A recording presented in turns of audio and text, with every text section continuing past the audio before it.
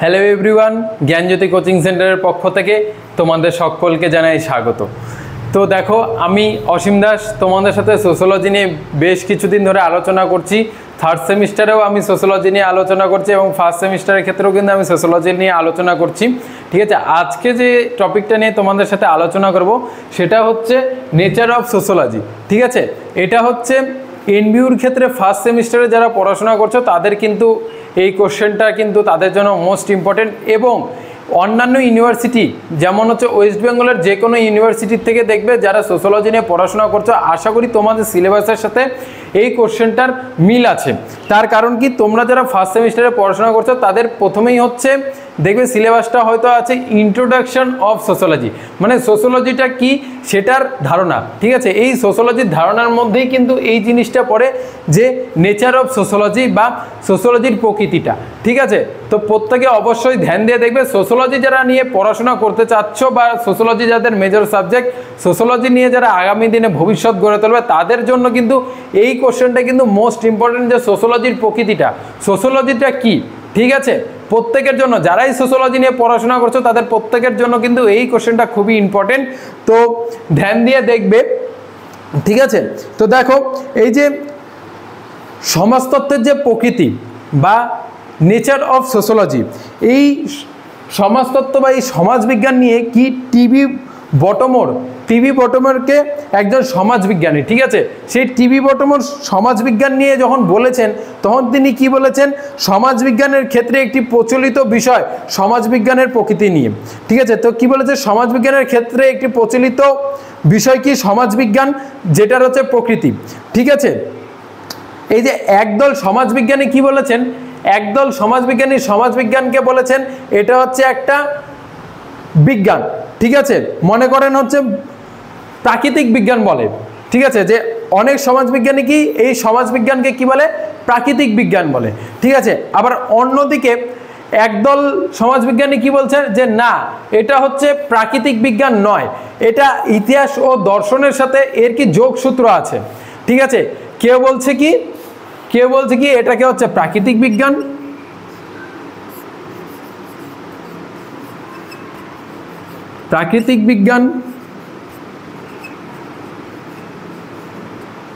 আবার কেউ এটাকে কি বলছে, ইতিহাস বা দর্শন, এইভাবে বলছে। কেউ বলছে এই সমাজতত্ত্বটা যে আছে এটা হচ্ছে প্রাকৃতিক বিজ্ঞান, আবার কেউ বলছে না, এটা প্রাকৃতিক বিজ্ঞান না, এর হচ্ছে ইতিহাস বা দর্শনের সাথে কি আছে, যোগসূত্র আছে বা সম্পর্ক বেশি আছে। ঠিক আছে, প্রথম অবস্থায় যেমন সমাজতত্ত্বকে বিজ্ঞানধর্মী করে তোলার চেষ্টা দেখা যায়, অন্যদিকে নানা বিধি বিমূর্ত ভাবনা চিন্তা সমাজতাত্ত্বিক আলোচনায় স্থান পায়। ঠিক আছে, প্রথম দিকে দেখা যায় কি এটাকে হচ্ছে বিজ্ঞানের দিকে নিয়ে যাওয়া হচ্ছিল। ঠিক আছে, প্রথম দিকে কি করছিল সমাজবিজ্ঞানীরা, এটাকে কি কিছু সমাজবিজ্ঞানী এটাকে বিজ্ঞানের দিকে নিয়ে যাচ্ছিল, কিন্তু পরে আবার কি দেখা গেল যে না, এই আবার কিছু সমাজতত্ত্ববিদ কি করছে, একে কিন্তু ভাববাদী চিন্তার মধ্যে কিন্তু নিয়ে যাচ্ছে, নানা বিধি ভাববাদী চিন্তার মধ্যে কিন্তু এই সমাজবিজ্ঞানটাকে নিয়ে চলে আসছে। ঠিক আছে, তো এইভাবে কি দেখা যাচ্ছে, প্রথম দিকে সমাজতাত্ত্বিক আলোচনায় যে প্রকৃতি আর বৈশিষ্ট্যগুলি লক্ষ্য করা গেছিল সেগুলি হচ্ছে, দেখো প্রথম দিকে যখন হচ্ছে একটা যখন সাবজেক্ট তৈরি হয়, ঠিক আছে, বা একটা বিষয় যখন তৈরি হয় তখন কি সেই বিষয়টার উপরে কি প্রচুরভাবে কি হয়, পর্যালোচনা হয়, পরীক্ষা নিরীক্ষা হয়। ঠিক আছে, তারপরেই না একটা বিষয় তৈরি হয়, কোনো একটা বিষয় তো চট করে তো তৈরি হয়ে যায় না। তো সেই রকমই আমাদের যে সমাজবিজ্ঞান আছে বা আমাদের যে সমাজতত্ত্বটা আছে, যাকে আমরা সোশ্যোলজি বলে জানি, এটাও কিন্তু বিভিন্ন পর্যালোচনার মধ্যে দিয়ে কিন্তু এটাকে যেতে হয়েছে। কখনো একে কেউ বলেছে বিজ্ঞান, কখনো বলেছে দর্শন। ঠিক আছে, কখনো কেউ বলেছে এর সাথে রাষ্ট্রবিজ্ঞানের যোগ আছে, কখনো বলেছে এর সাথে অর্থনীতির যোগ আছে। ঠিক আছে, তো এইভাবে কিন্তু বিভিন্ন জায়গা দিয়ে যাওয়ার পর বিভিন্ন সমাজতত্ত্ববিদরা যারা আছে, আমাদের যারা সমাজতত্ত্ববিদ আছে, তাদের কিন্তু চিন্তা ভাবনা, তাদের পরীক্ষা নিরীক্ষার ফসল কিন্তু আজকের ডেটের আমাদের সমাজতত্ত্ব বা সোশ্যোলজি। ঠিক আছে, তো প্রথম দিকে দেখো কি হয়েছিল, এটাকে কিন্তু বলা হয়েছিল যে সমাজতত্ত্বে ভৌতবিজ্ঞান বলে যে কথাটা আছে, আমরা যে ভৌতবিজ্ঞানের কথা শুনেছি বা ভৌতবিজ্ঞান যে পড়েছি, একসময় কি সমাজবিজ্ঞানীরা বলেছিল যে কি এই যে আমাদের সমাজবিদ্যা তার সাথে কিন্তু ভৌতবিজ্ঞানের একটা কি আছে প্রভাব লক্ষ্য করা যায়, যে এইখানে কিন্তু সমাজে কিন্তু ভৌতবিজ্ঞানের প্রভাব আছে। ঠিক আছে, তারপরে কি হলো, তারপরে আবার লক্ষ্য করা গেল কিছু কিছু সমাজবিজ্ঞানের ক্ষেত্রে কি হলো, তারা কিন্তু বলল যে আমাদের যে সমাজবিজ্ঞান আছে, ঠিক আছে, এটা কি অভিব্যক্তিমূলক। ঠিক আছে, অভিব্যক্তিমূলক বলতে কি বোঝো, এইখানে কি হলো যে আমাদের কিছু জায়গায় দেখা যাচ্ছে যে সমাজতত্ত্ববিদরা আমাদের যে জীববিদ্যার যে মডেল আছে সেই মডেলগুলো নিয়ে কিন্তু পর্যালোচনা শুরু করলো। তারা সমাজ বিজ্ঞানী হওয়ার পরও কি এই সমাজ বিজ্ঞানকে এগিয়ে নিয়ে যাওয়ার জন্য কি করলো, জীববিদ্যার মডেলের উপরে কিন্তু ভিত্তি করলো। ঠিক আছে, তো দেখা গেল কি এই যে আমাদের সমাজবিদ্যা এটা ভৌতবিজ্ঞানের ওপরেও ভিত্তি করে চললো। ঠিক আছে, একদল সমাজবিজ্ঞানীর কাছে, আবার কিছু কিছু সমাজবিজ্ঞানীর কাছে কি হলো, এটা জীববিদ্যার মডেলের ওপর ভিত্তি করে চললো। এবং আবার কি হলো, সামাজিক সম্পর্কিত জ্ঞান আহরণের জন্য সমাজতত্ত্বের দৃষ্টিভঙ্গির প্রকৃতি বিভিন্ন সামাজিক বিজ্ঞানের স্থান পেল। ঠিক আছে, আবার কি হলো, সমাজ সম্পর্কিত জ্ঞানের জন্য এটা কিন্তু আবার সামাজিক বিজ্ঞানও কিন্তু স্থান পেল। তো দেখা যাচ্ছে কি আমাদের এই সমাজবিজ্ঞান বিভিন্নভাবে বিভিন্ন বিষয়ের সাথে আমাদের এই সমাজের যেই সব জিনিসপত্রগুলো আছে সেই সব প্রত্যেকটা জিনিসের সাথে কিন্তু আমাদের সমাজবিজ্ঞান কি যুক্ত হয়ে আছে।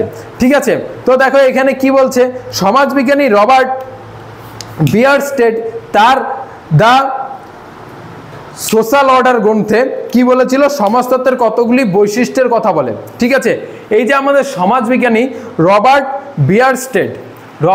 বিয়ারস্টেড তার কি দ্য সোশ্যাল অর্ডার যে গ্রন্থটা তিনি লিখেছিলেন তার মধ্যে কিন্তু তিনি কি বলেছিলেন, সমাজবিজ্ঞানের কতগুলি বৈশিষ্ট্যের কথা বলেছিলেন। ঠিক আছে, সমাজবিজ্ঞানের কতগুলি বৈশিষ্ট্যের কথা বলেছিলেন দ্য সোশ্যাল অর্ডার যে গ্রন্থটার, সেই গ্রন্থটার মধ্যে কে বলেছিলেন, রবার্ট বিয়ারস্টেড।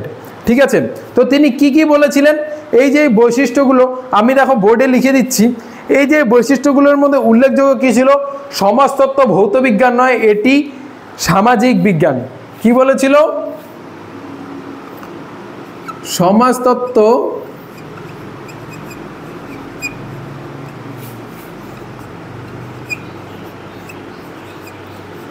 ভৌতবিজ্ঞান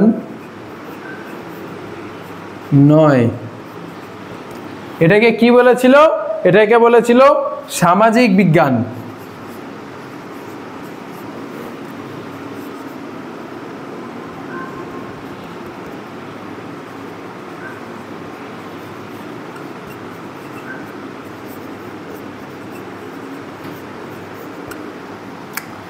সেকেন্ড দেখো কি বলছে, সেকেন্ড বলেছিল সমাজতত্ত্বের প্রধান কাজ হলো সমাজতাত্ত্বিক বিশ্লেষণ ও ব্যাখ্যা প্রদান। তাহলে কি সেকেন্ড কি বলেছিল, সমাজতত্ত্বের প্রধান কাজ হলো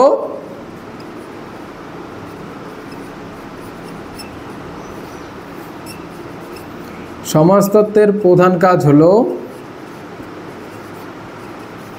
কি, সমাজতাত্ত্বিক বিশ্লেষণ ও ব্যাখ্যা প্রদান করা। সমাজতাত্ত্বিক বিশ্লেষণ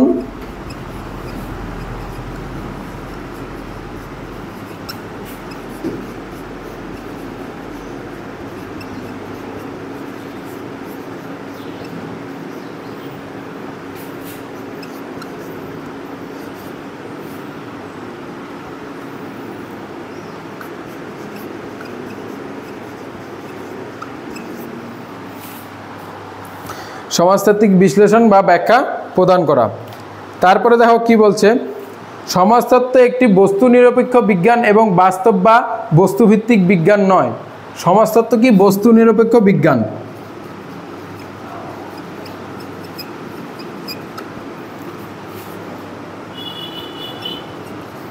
বস্তু নিরপেক্ষ বিজ্ঞান।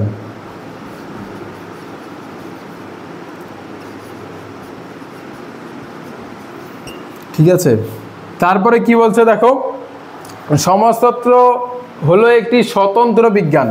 আবার সমাজতত্ত্বে কি বলা হয়েছে, স্বতন্ত্র বিজ্ঞানও বলা হয়েছে।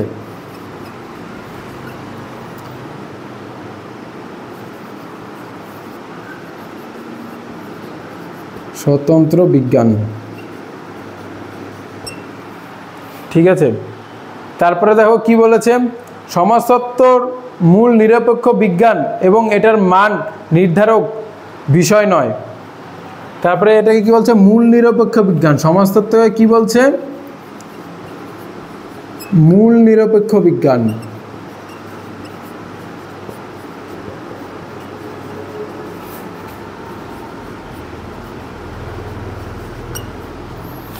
তারপরেরটা দেখো কি বলছে, তারপরে বলছে সমাজতত্ত্ব হলো একটি বিশুদ্ধ বিজ্ঞান।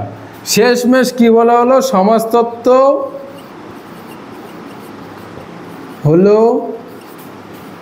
একটি বিশুদ্ধ বিজ্ঞান। ঠিক আছে, তাহলে দেখো এখানে দেখো কতগুলো বৈশিষ্ট্যের কথা বলা হলো। ঠিক আছে, কি কি, সমাজতত্ত্ব ভৌত বিজ্ঞান নয়, এটা একটি সামাজিক বিজ্ঞান। এটা হচ্ছে এর প্রথম বৈশিষ্ট্য। ঠিক আছে, সেকেন্ড কি বললো, সমাজতত্ত্বের প্রধান কাজ হলো সমাজতাত্ত্বিক বিশ্লেষণ ও ব্যাখ্যা প্রদান করা। ঠিক আছে, থার্ড কি বলা হলো, যে সমাজতত্ত্ব বস্তু নিরপেক্ষ বিজ্ঞান। ঠিক আছে, মানে এখানে কোনো বস্তু নিয়ে কথা হয় না, এখানে সমাজ নিয়ে কথা হয়। ঠিক আছে, কোনো বস্তু যেমন হচ্ছে আমরা কোনো একটা বস্তু, মানে আমরা যখন বিজ্ঞান পড়ি তখন তার মধ্যে কি থাকে, কোনো একটা বস্তু নিয়ে কখনো সোডিয়াম নিয়ে কথা বলছি, কখনো পটাশিয়াম নিয়ে কথা বলছি, কখনো পরমাণু নিয়ে কথা বলছি, কখনো ইলেকট্রন নিয়ে কথা বলছি, কখনো নিউট্রন নিয়ে কথা বলছি। কিন্তু এখানে কি এই সমাজতত্ত্ব কি বলে, এইরকম কোনো বস্তু নিয়ে কিন্তু কথা বলে না, এটা কি নিয়ে কথা বলে, সমাজ নিয়ে কথা বলে। ঠিক আছে, এবার দেখো তারপরে কি বলছে, সমাজতত্ত্ব হলো স্বতন্ত্র বিজ্ঞান। ঠিক আছে, তারপরে কি বলছে, এই সমাজতত্ত্ব মূল নিরপেক্ষ বিজ্ঞান। ঠিক আছে, তারপরে কি বলছে, সমাজতত্ত্ব হলো একটি বিশুদ্ধ বিজ্ঞান। ঠিক আছে, এই বৈশিষ্ট্যগুলো সমাজতত্ত্বের কিন্তু দেওয়া হয়েছিল কোথায়, দ্য সোশ্যাল অর্ডার যে গ্রন্থটা আছে, দ্য সোশ্যাল অর্ডার গ্রন্থে কিন্তু এই বৈশিষ্ট্যগুলো সমাজতত্ত্বের দেওয়া আছে।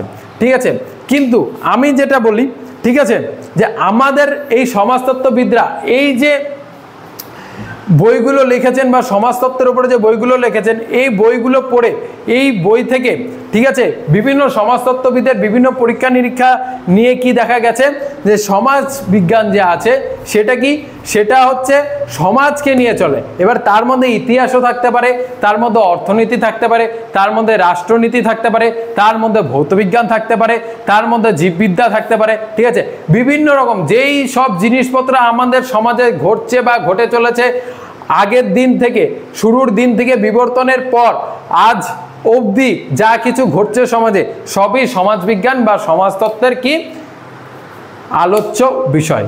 এই ছিল হচ্ছে আমাদের সমাজতত্ত্বের প্রকৃতি, যে এই সমাজতত্ত্বটা কিভাবে কাজ করে। ঠিক আছে, তো এই যে সমাজতত্ত্বের প্রকৃতি এবং এই যে তোমাদের বিভিন্ন রকম বই থেকে যে কথাগুলো বলা হয়েছে সমাজতত্ত্বের ওপরে, এবং বিভিন্ন সমাজবিজ্ঞানীরা সমাজতত্ত্বের প্রকৃতি নিয়ে যা মন্তব্য করেছেন, যা বলেছেন, সেই সব কিছু এক জায়গায় করে নিয়ে কিন্তু আমরা কিন্তু তোমাদের কিন্তু কি দিচ্ছি, আমাদের জ্ঞানজ্যোতি কোচিং সেন্টার তোমাদের কি দিচ্ছে, এই রকমই বিভিন্ন যে সোশ্যোলজির ওপরে যে ক্লাসগুলো আছে তার উপরে কি একটা সুন্দর পিডিএফ নোটস, ঠিক আছে, যেটা তোমাদের এক্সামের জন্য খুবই গুরুত্বপূর্ণ। ঠিক আছে, তোমরা যারা পড়াশোনা করছো এবং ভাবছো যে কি করে পড়াশোনাটা করব, নোটসগুলো কোথা থেকে কালেক্ট করব, ঠিক আছে, তাদের কোনো চিন্তার কারণ নেই। আমাদের জ্ঞানজ্যোতি কোচিং সেন্টার কিন্তু উইথ অনলাইন ক্লাস এবং পিডিএফ নোট দিচ্ছে, কিন্তু প্রোভাইড করছে তোমাদের জন্য। তোমরা যারা আমাদের জ্ঞানজ্যোতি কোচিং সেন্টার থেকে এই নোটসগুলো নিয়ে পড়াশোনা করতে যাচ্ছে এবং অনলাইন ক্লাসেসগুলো যারা নিতে যাচ্ছে, আমি বলে রাখি আমাদের অনলাইন ক্লাসেস কিন্তু আগস্ট থেকেই শুরু হয়ে গেছে। তো যারা এখনও জ্ঞানজ্যোতি কোচিং সেন্টারে জয়েন করনি এবং অনলাইন ক্লাসগুলোর সাথে যুক্ত হয়নি, তারা কিন্তু অলরেডি পিছিয়ে গেছো। ঠিক আছে, আমাদের ক্লাসেসগুলো কিন্তু স্টার্ট হয়ে গেছে। তো যারা এইভাবে অনলাইন ক্লাসের মাধ্যমে এবং পিডিএফ নোটসের মাধ্যমে যারা পড়াশোনাটা করতে যাচ্ছ, অতি অবশ্যই এক্ষুনি দেখো আমাদের এখানে দুটি নাম্বার আছে, 6295916282 এবং 7076398606। এই দুটো আমাদের হেল্পলাইন নাম্বার।